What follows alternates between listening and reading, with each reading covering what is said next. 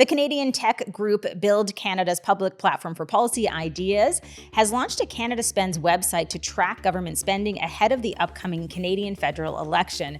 Now, Jeff, some people are comparing this to Elon Musk's DOGE efforts in the US, and I think this is a bit unfair and also a bit of a stretch.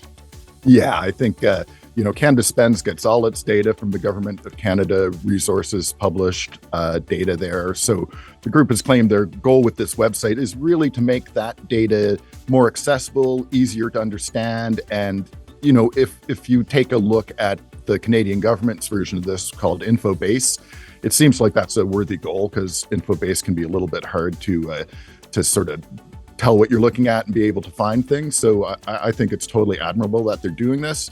And, in the past 10 years, Canada's federal civil service has grown by 40%, seemingly with diminishing returns in terms of the services we get. So spending is a very important thing for us to be able to examine and understand as voters. So I totally thumbs up for me on this thing.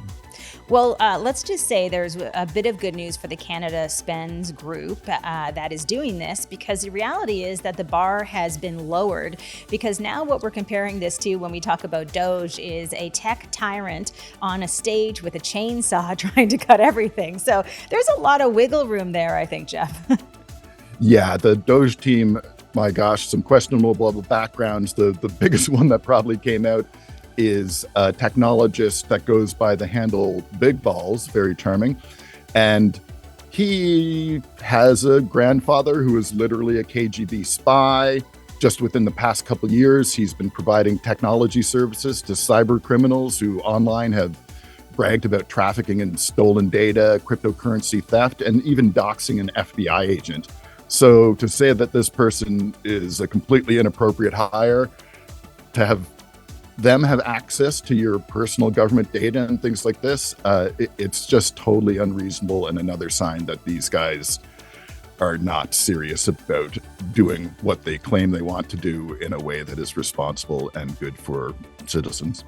Well, we didn't rehearse this, but I think you just gave me another example about how the bar has been lowered. Like, if your name isn't Big Balls and you don't have a KGB relative, then maybe you're all in the clear.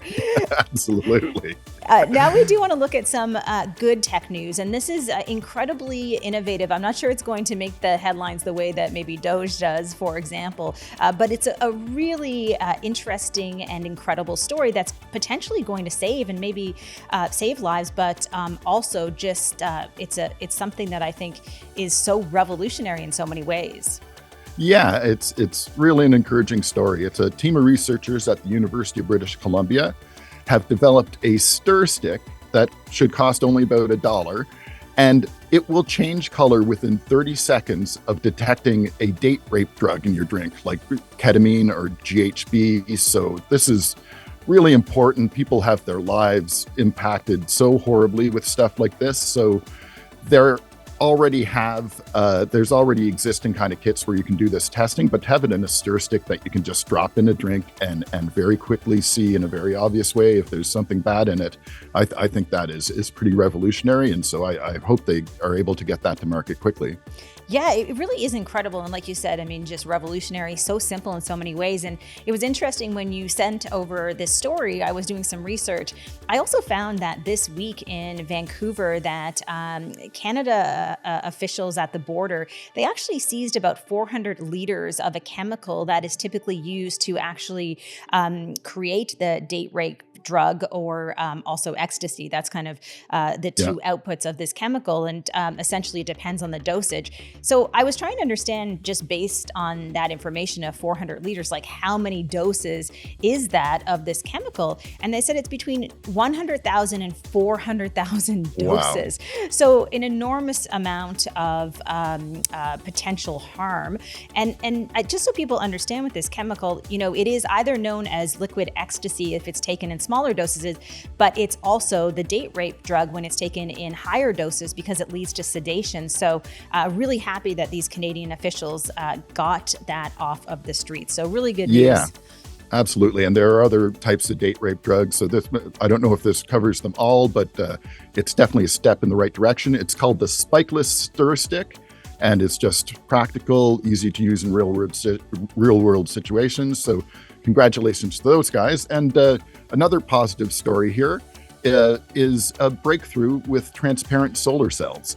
Yes, this is another amazing story. The City Solar project has been able to overcome the main issue with transparent solar cells, which is efficiency. City Solar has been able to reach an efficiency of 12.3%.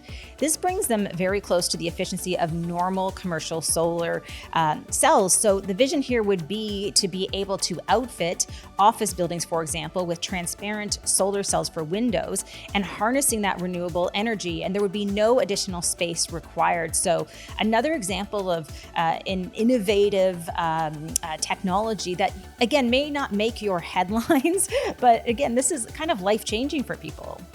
Absolutely. And I think, we can all sort of picture big fields of solar panels out in the prairies or whatever like that.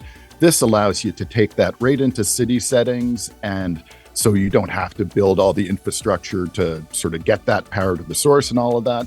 So it's really absolutely a great move. It's such a neat way to think that you could have this invisible infrastructure built right into office buildings and not have to make many other considerations than that, to just be able to harness that energy right there in the building. So super cool. Hopefully can move the needle on some of our environmental woes a bit. And so glad to see stuff like that. Well, that is an interesting story for sure. In our final news story, one of the things we wanted to talk about, because we have been covering social media a lot on the show so far, and there's always something new, especially in the Meta universe or on X, but this is a little bit different because there's actually a new social platform out there, and I know, Jeff, you just joined it. It's called Sez.us. That's SEZ. And basically it lets users score other people's posts in an effort to punish trolls and rage baiters so that people are able to have a more civil discourse. I mean, can this actually ever work? I hope so. I certainly like the idea a lot. It seems to make sense. We've obviously had Meta and Twitter and other platforms paying lip service to trying to make more sort of civil discourse, I guess, to use the term from this. But yeah, this idea seems to be different and seems to be very focused. It was launched by a veteran political strategist, Joe Trippi, who says he wants to change online behavior by punishing people who insist on excessively provocative posts, which helps them on other platforms achieve reach. So on this platform, it would do quite the opposite, which is awesome. So as you said, I signed up to try it out. And while there's a little bit of friction where you're used to just clicking thumbs up or like or whatever, this, when you click that, it will pop up a screen that allows you to rank the approval, influence, insightfulness, relevance, and politeness of a given post from -5 to +5, I think it is. So you don't have to rank them all, and I expect maybe these will change over time or perhaps get flattened down a little bit. But it's a really interesting approach, and although there doesn't seem to be that many people on there so far, I've had some interactions, and like most of these social media networks, the big challenge isn't coming up with a feature set. The big challenge is populating your user base. So we'll see how that goes. But yeah, definitely nice to see people trying out different things. If we had more faith in Meta or Twitter, maybe they'd steal an idea like this, but I don't see that happening anytime soon. Well, and I think people are looking for somewhere new to go. If you think about the Guy Kawasaki interview that we did just a couple of episodes, that's one of the things that he said. He said, as soon as a billionaire takes over a site, it tends to get absolutely ruined. And he's trying to navigate this space and ended up obviously using LinkedIn more and Blue Sky a little bit more, but there's no sort of perfect place for people to go. And so I think there is room there in terms of creating something new. Now, Jeff, I have to say that probably the biggest news story, which you're going to dive into in more detail, is just flabbergasting in terms of what went on. So everybody has heard about the U.S. Defense group chat breach. I will just say one thing about group chats. I despise them. So please don't add me to your group chat because it's career ruining potentially. And even more so if you're in the U.S. government and you're using it to actually plan attacks. So Jeff is going to talk about this further, and that's coming up next in the Other Mac.